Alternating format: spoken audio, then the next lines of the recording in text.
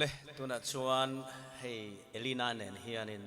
Thinlung thlir zawk thin ti kan ron sadon ani Chicago tuna hin kan me kanak tu ka hian India rama ka ho chho to dona ti chuan ei thalai ten min tha a ani hi Elena hi melody hit top tu mo melody singer khania Snapchat mo khani chuan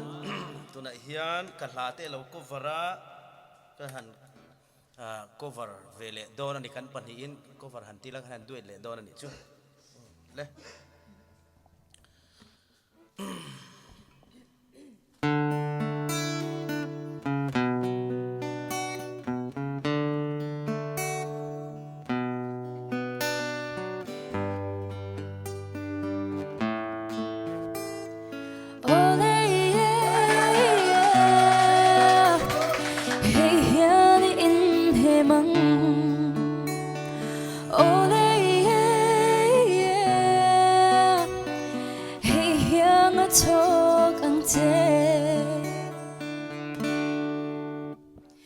Cần tắc xa môi thề cần hết lan đàn rong rong bó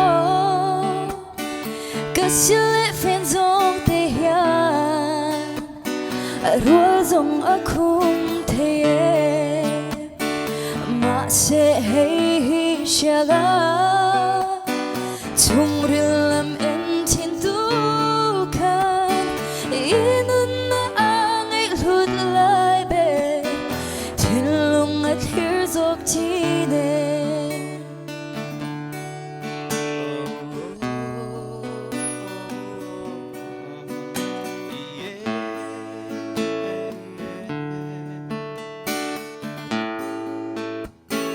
nei ro sum le pai zong a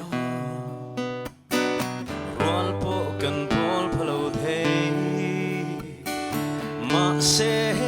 hi don te I tharawa ho sa e hey hi shiala chumrilam en thin tu ka inun na angai lut lai ber Thinlung thlir zawk thine tam ta kan ching Em về cần xanh lệ tri